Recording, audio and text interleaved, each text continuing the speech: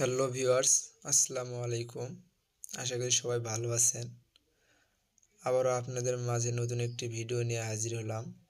তো আজকের ভিডিওটিতে আপনাদের কাছে যে জিনিসটা শেয়ার করব বা যে বিষয়টা শেয়ার করব, তো বিষয়টি হচ্ছে আপনাদের 1xBT ডিপোজিট করার পর যে ডিপোজিট প্রবলেমটা দেখা দেয়। তো এই বিষয়টি নিয়ে আজকে আপনাদের মাঝে আলোচনা করব যে ডিপোজিট রিজেক্ট দেখায়। তো সেই ক্ষেত্রে আপনাদের করণীয় কী বা আপনার ডিপোজিট রিজেক্ট দেখালে বা ডিপোজিট প্রবলেম হলে আপনারা কীভাবে সলভ করবেন। তো আশা করি ভিডিওটি কেউ স্কিপ করবেন না, পুরো ভিডিওটি দেখবেন, তাহলে আপনারা নিজেরাই প্রবলেমটা সলভ করতে পারবেন। তো ভিডিও শুরু করার আগে একটা কথা বলে নেই, আমার চ্যানেলে যারা নতুন অবশ্যই আমার চ্যানেলটি সাবস্ক্রাইব করবেন এবং বেল বাটনে ক্লিক করে অল করে দিবেন, যাতে আপনারা আমার নতুন নতুন ভিডিও আপনাদের নোটিফিকেশনে চলে যাবে। তাহলে চলুন ভিডিও শুরু করা যাক। তো প্রথমে তো আপনারা 1xBT প্রবেশ করবেন। তো 1xBT প্রবেশ করার পর আপনাদের উপরে বামে একটা থ্রি ডট আইকন আছে, তো থ্রি ডট আইকনে ক্লিক করবেন। একটু নিচের দিকে খেয়াল করবেন, ইনফো, এখানে একটা আই বাটনের মতন একটা চিহ্ন দিয়ে সাইডে লেখা আছে ইনফো। তো আপনারা ইনফোতে ক্লিক করবেন। ক্লিক করার পর এখানে লেখা আছে কন্টাক্টস, তো আপনারা কোনটাকে ক্লিক করবেন। কোনটাকে ক্লিক করার পর এখানে যে সিকিউরিটি ডিপার্টমেন্ট, তো আপনারা এই সিকিউরিটি ডিপার্টমেন্টের যে একটা ইমেল আছে, তো আপনারা এই ইমেইলে আপনাদেরকে ইমেল পাঠাতে হবে। তো সিকিউরিটি ডিপার্টমেন্টের যে ইমেলটা আছে আপনারা ওই ইমেলের উপরে ক্লিক করবেন। তো ডাইরেক্টলি আপনাদের জিমেইলে নিয়ে যাবে। তো জিমেইলে নিয়ে যাওয়ার পর আপনারা সাবজেক্টে আরেকটা কথা বলে নেই, তো আপনারা অ্যাকাউন্ট 1xBT খোলার সময় যে জিমেলটা ইউজ করছেন, ঠিক ওই জিমেল থেকে আপনাদের ওদের কাছে জিমেল পাঠাইতে হবে। তো আপনারা ওই জিমেলটা লগ ইন করে নেবেন। তো এখানে লিখবেন ডিপোজিট ডিপোজিট প্রবলেম। তো ডিপোজিট প্রবলেমের পর কম্পোজ ইমেইলে, তো আমি এটা কপি করে রাখছি, আমি আপনাদের দেখাই দিচ্ছি। তো এখানে লিখবেন dear sir, I make a deposit and the deposit looks successful, but I have not added any money to my account yet. So check the matter and later and fix it.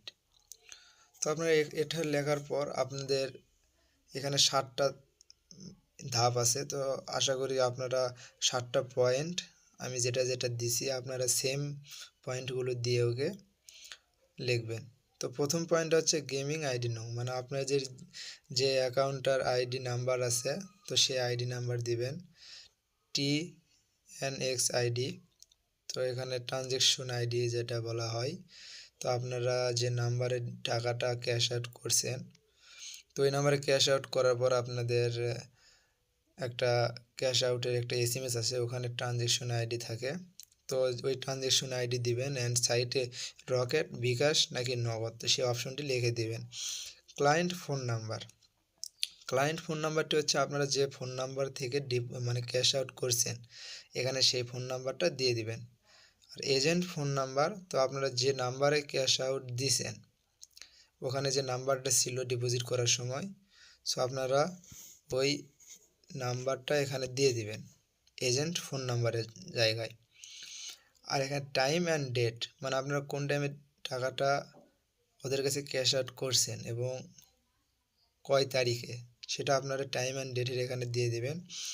R 6 number হচ্ছে amount, তো amount আপনারা কত টাকা deposit করছেন, cash out করার পর আপনাদের ডিপোজিটে প্রবলেম দেখাইছে বা আপনাদের ওয়ালেটে টাকা অ্যাড করে নাই, তো সেই ক্ষেত্রে আপনারা ওই অ্যামাউন্টটা এখানে লিখে দিবেন।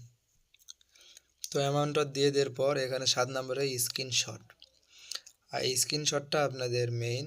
তো আপনারা স্ক্রিনশট বলতে আমি বোঝাতে চাচ্ছি আপনাদের ডিপোজিট করার পর, তো ডিপোজিট সাকসেস না হওয়ার আগ মুহূর্ত পর্যন্ত আপনাদের এইরকম একটা ইন্টারফেস আসে। আপনি রকেট থেকে হোক নগদ থেকে যে নাম্বার থেকে ডিপোজিট করেছেন, আবার ডিপোজিট করার জন্য যদি আপনি ওই রকেটে বা বিকাশে ক্লিক করেন, তো সাকসেসফুল না হওয়া পর্যন্ত আপনাদের এরকম একটা মেসেজ ওরা দিয়ে থাকে, এরকম একটা মেসেজ ওনারা দিয়ে থাকে। তো ওনারা যে এসএমএসটা আপনাদের এরকম দিয়ে থাকে, তো আপনারা সেটা স্ক্রিনশট দিয়ে নেবেন। তো যে স্ক্রিনশটটা আপনারা দিবেন, সেই স্ক্রিনশটটা আপনাদের জিমেইলের স্ক্রিনশটের এখানে দিয়ে দিবেন। তো জিমেইলের স্ক্রিনশট এখানে দিয়ে দেওয়ার পর আপনারা এই ইমেলটা ওদের কাছে সেন্ড করবেন।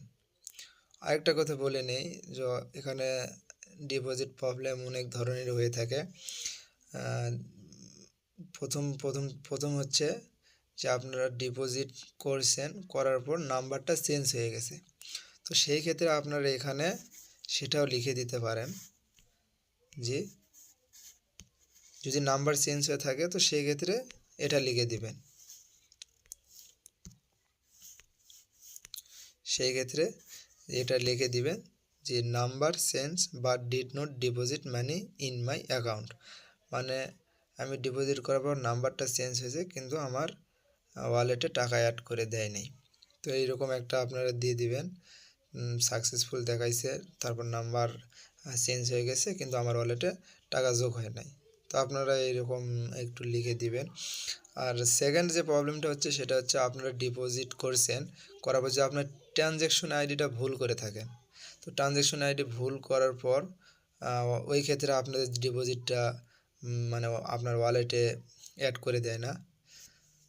থার্ড প্রবলেম হচ্ছে আমরা ডিপোজিট করার সময় যে উপরে অ্যামাউন্টটা দেওয়া থাকে, মিনিমাম অ্যামাউন্ট 500 হোক বা 1000 হোক, তো আমরা যদি 1700 ডিপোজিট করি, তো সেই ক্ষেত্রে আমরা ওখানে অ্যামাউন্টটা চেঞ্জ করি না, অ্যামাউন্টটা ওই রকমই রেখে দেই। অ্যামাউন্ট যদি 500 থাকে তো আমরা 500 আর রেখে দেই। যদি আমরা ডিপোজিট হয়তো করছি 2000, তো সেই ক্ষেত্রে আমরা 500 ওখানে রেখে দিছি। তো এই ক্ষেত্রে অনেক এজেন্ট আছে যেনারা মানে সব এজেন্ট তো আর ভালো না, খারাপ আছে ভালো আছে, মানে দুটা মিলেই আর কি আছে। তো যেনারা ভালো অবশ্যই তেনারা আপনার ওয়ালেটে টাকা অ্যাড করে দিবে। আর অনেক যারাই মানে একটু ভেজালি এজেন্ট আছে, তো তেনারা হয়তো আপনাদের ওই জায়গায় টাকা ডিপোজিটটা রিজেক্টেড করে দিতে পারে। তো আপনার সেই ক্ষেত্রে আমি যে ডিটেলসটা আপনাদের দিয়েছি বা যে ইমেলটা লিখে দিয়েছি, তো আশা করি আপনারা এই সেম প্রসেসে সেম ইমেল আপনারা ওদের কাছে সেন্ড করে দিবেন। তো আশা করি সেই ক্ষেত্রে আপনাদের অনেক সুবিধা হবে এবং আপনারা আশা করি আপনাদের ওয়ালেটে টাকাটা অ্যাড হয়ে যাবে। তো আপনারা যখন এই ইমেলটা ওদের কাছে সেন্ড করবেন, তখন ওরা আপনার কাছে রিপ্লাই দিবে যে আপনার কাছে একটা ওরা এই ইমেল পাঠাইবে, এইরকম একটা ইমেল যে আমরা আপনার আবেদনটি পেয়েছি এবং এত নাম্বার অনুযায়ী রেজিস্ট্রেশন করা হয়েছে, যত দ্রুত সম্ভব আপনার সাথে যোগাযোগ করা হবে, দয়া করে অপেক্ষা করুন এবং এই একই সমস্যা সংযুক্ত নতুন আবেদন পাঠানোর প্রয়োজন নেই।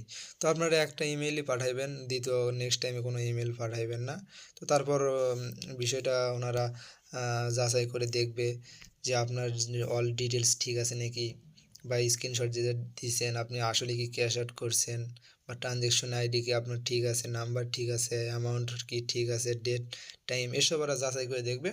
তো যাচাই করে দেখানোর পর যদি ওনারা যদি দেখেন না আসলে আপনার সব কিছু ঠিক আছে, তো আমি যতদূর জানি যে আপনার ওয়ালেটে টাকাটা অ্যাড করে দিবে।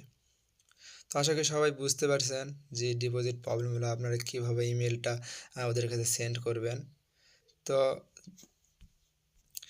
তো অনেকে হয়তো জানে না যে ইমেলটা কীভাবে করব।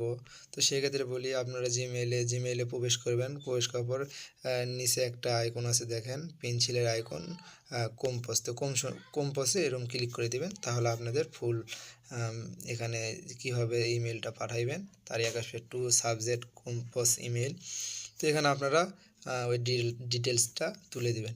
তো ভিউয়ার্স, আশা করি সবাই বুঝতে পারছেন। তো আমি যতদূর পারছি আপনাদের বুঝাইতে, অনেক যা আমার বুদ্ধিতে যতটুকু পারছি আপনাদের বোঝানোর চেষ্টা করছি। তো আশা করি সবাই ভালো থাকবেন, সুস্থ থাকবেন। তো নেক্সট টাইমে আপনাদের মাঝে আরও নতুন ভিডিও নিয়ে হাজির হব। আল্লাহ হাফেজ।